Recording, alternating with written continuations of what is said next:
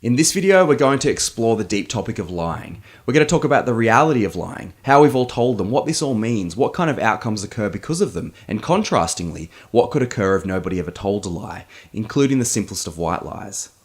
And after we get through the intricacies about lying, the philosophy, and some real-life examples, I'm going to then take you through a Disney classic to highlight an example of the negatives that can arise when one goes about bending the world in their favour. So, I'm Hayden Perno, and let's get started.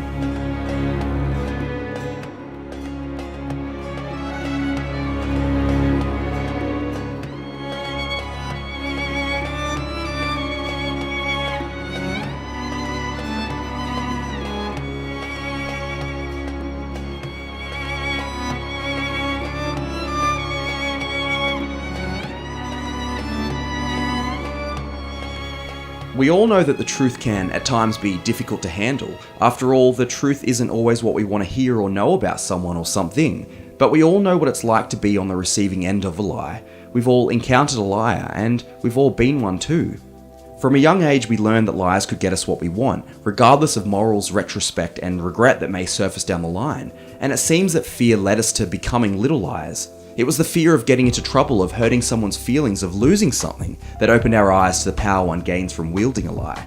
But the more we tap into that power, the more we become susceptible to being caught in the chaotic downward spiral of deception, distrust, discourse, and destruction. And when this happens, we warp our reality. We alter the world around us and ourselves in ways that incite inevitable doom. In Sam Harris's essay Lying, he writes, "People tell lies for many reasons. They lie to avoid embarrassment, to exaggerate their accomplishments, and to disguise wrongdoing. They make promises they do not intend to keep. They conceal defects in their products or services. They mislead competitors to gain advantage, and many of us even lie to our friends and family members to spare their feelings." Of course, there is merit behind the motivation to lie. We do, after all, want the best for ourselves and those around us. But whatever level of a lie one may tell, from white to extreme, it is always a dangerous road to tread, especially when lying becomes addictive, especially when it becomes the norm, especially when it becomes difficult to recognize when you're lying, or even when it becomes difficult to remember what you've said or done. But on top of all of this, or perhaps underneath, comes the potential to destroy the relationship between the liar and the receiver. And when the lies come undone, which they always do, you can say goodbye to not only trust, but self-esteem, confidence, comfort, belief, and understanding of yourself, the other individual, the relationships in general, the past, present, the future, and the world. Essentially, it results in ultimate destruction, as we will see play out in Disney's Aladdin shortly. But to return to the original question, what if we never told a lie? Well, you can count on at least two things arising, one being a clear mind and two being consistent growth. And if all parties involved desire it, you can also count on a much, much stronger relationship. After all, knowing who people are, knowing where you stand, and knowing what people you are intimate with think are cornerstones to ever-evolving individuals and thus an always flourishing relationship. Let me give you a quick example to show you what I mean, and let me do this with a classic white lie scenario involving a woman asking her partner if her pants make her butt look big. Keep in mind that in this example we are exploring the scenario of the question inferring whether or not she looks bad in what she's wearing. Of course, reassurance, acceptance, or simply a compliment may be the motivation behind posing a question such as this, but in this example we are going with big equals bad. So when this question is posed, there are obviously two main answers that can arise, a yes or a no. Whichever answer is provided to the woman, two main paths diverge initially. If her partner answers yes, why has he answered that? Well, maybe her butt does look big in those pants, or maybe he just wants to be a jerk. Regardless, he has either told her the truth, or he has told her the lie. And the same can be said for answering with a no. Either her butt doesn't look big in the pants, i.e. the truth, or again he's lying to her. In this example, there are several other things going on too. For starters, perhaps the woman doesn't believe her partner, regardless of the answer or even reality. Or perhaps she does believe them and the truth is painful. Maybe even, she is aware that she has put on some weight recently and hates the feeling of being unattractive or facing the reality. Or maybe it stems even further down, and her contempt towards the truth is a result of never feeling good enough or being complimented in previous relationships. Alternatively, perhaps he has a history of never feeling good enough and thus tries to keep her at his level.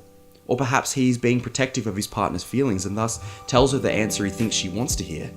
Or maybe it's as simple as the style or colour of the pants that are making her butt look big. Or perhaps her butt does look big in the pants, and maybe that's a good thing. When the answer is chosen, anything can happen. They could fight or they could break up. She could be grateful for his honesty, gain affirmation about their relationship, or she could be furious and ashamed. Regardless of him choosing yes or no, something changes between the couple, and it's not so much due to the route he chooses, but rather simply the existence of the truth or the lie between them. For instance, if he lies to protect, one can only wonder if this is a good option for not only her health, but the strength of the relationship in the long term.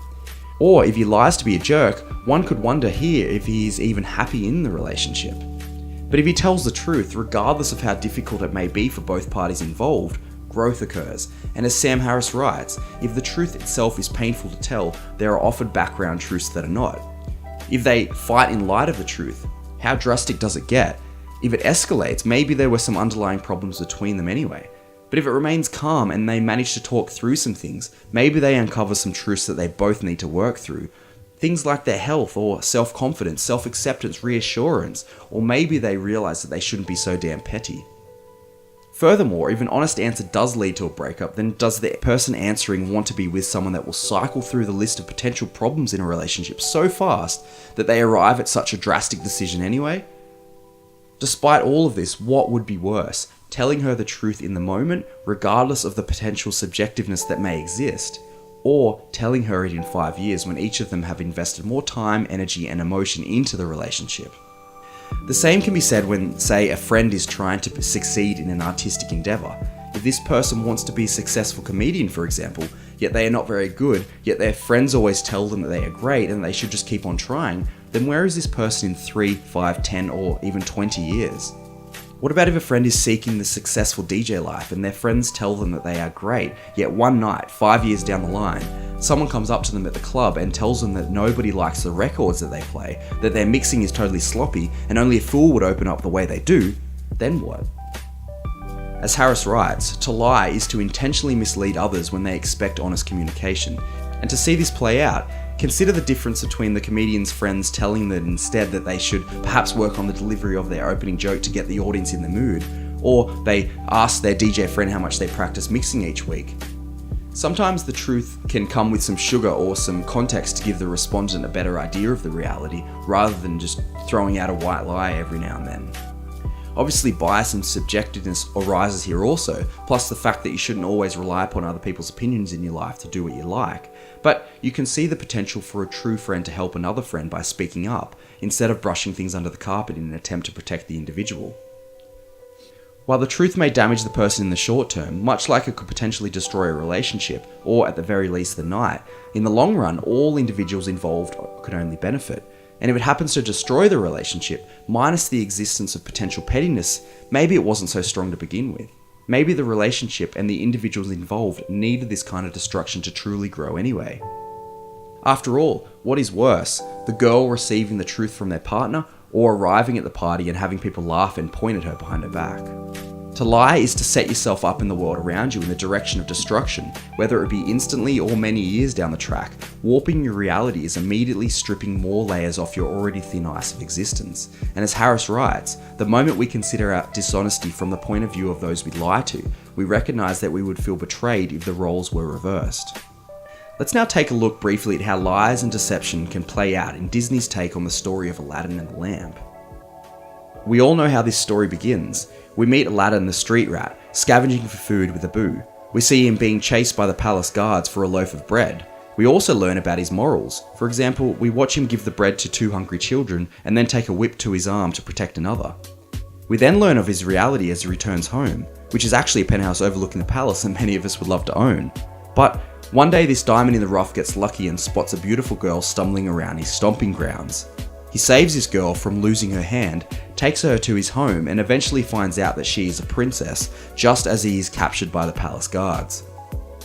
To escape prison, Aladdin is deceived by Jafar to retrieve a magical lamp for him. This leads him to meeting his new best friend Genie, and once the quartet escape the Cave of Wonders, Aladdin sorts to win Jasmine's attention. So, naturally, he uses up one of his wishes to become a prince, i.e. his first lie. Jafar, as intelligent as he is, as most evil characters are portrayed, sees through his lies and calls him out on it. This flusters Aladdin, and in the heat of battling for his falsified worthiness, coupled with the over-extravagance of his arrival, Princess Jasmine is far from impressed. Genie offers Aladdin the answer to his problem and tells him straight up to cut the act and be himself, but Aladdin replies by telling Genie that that's the last thing he wants to be. So still vying for Jasmine's attention, Aladdin steps up his game in an attempt to impress her. This leads to him slipping up and forgetting the story he had begun to spin for her. And while sitting on top of a building in Beijing, Jasmine catches him out. To recover, Aladdin worsens the situation by digging deeper into the lie, which then escalates the reality he has begun to weave. After returning home swooning, Jasmine is infatuated by the false Aladdin. Her father is over the moon and so announces that he'll become Sultan. But can Prince Ali even handle that?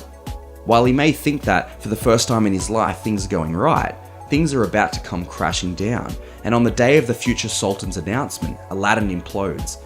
He yells at two of his best friends, is overwhelmed with the responsibility that is slowly surfacing, before coming to terms with the hole that he's dug himself. And to climb back out of the hole, he decides he must tell everybody the truth, despite the ramifications that will ensue. But it's too late. In the midst of his realization, the lamp is stolen by Jafar's counterpart, Iago. Jafar then goes about wishing his way up the power hierarchy to secure himself as the most powerful sorcerer in the world. This leads to the destruction of Agrabah and everybody's lives as they know it. Abu becomes a toy, the carpet is unraveled, Jasmine is stuck in an hourglass, Raja becomes a kitten, and Genie is Jafar's slave. Jafar revels in this reality for Aladdin, singing to everybody in true Disney fashion about the lies that he spun, causing Aladdin to become distraught, fearful, and most of all, regretful. And while Aladdin was initially a reasonably good guy, despite his sticky fingers, he quickly realizes that being given the opportunity to alter his world around him through meeting Genie, that the mere seizing of this false reality has led to the destruction of everything he had. Lucky for Aladdin, however, being the hero of this story, he taps into his potential and returns the favour of deception to Jafar. He baits him into becoming even more powerful than Genie, which then results in Jafar being confined to an itty-bitty living space. And as the red clouds disperse, the kingdom is saved. Aladdin gets to be himself, Genie is freed, and they all get to live happily ever after. Well, until the sequel, of course. The lies and deception that led to the literal destruction of their world mirrors what can happen in our lives when we begin to bend the truth, when we begin to offer people an interpretation of who we are that does not coincide with reality. While Aladdin did not want to tell Jasmine the truth about who he actually was, in the end it was the act of being himself that Jasmine truly liked, and ultimately helped him pull them all out of the mess that was created. On top of this, it was his wit, charm, and moral integrity that reigned supreme when he ceased spreading lies about himself, and whilst telling the truth was undesirable during the beginning of the story, staying true to himself and evolving through the act of doing so, resulted in him displaying the skills required to be a prince, a sultan, and to marry Jasmine. Aladdin dug his hole, and he had to deal with the consequences of bending his reality, but this just goes to show that while the destruction did happen to lead to a stronger relationship, perhaps it was not necessary to occur. Much like in our lives, if we succumb to the pull of the power of a lie, whether it be to protect a friend, deceive a family member, or put simply to get what we want, our whole world is shifted towards a false reality. And as a result, the doors that we really don't want opened, or the ones that we are not ready for, like being offered to become a sultan, or coming to the realization that we need to cut down on those cookies after dinner, or that we need to work on our mixing more, can only ultimately shape us, those around us, and our world into the world that is necessary for an ever-evolving paradise.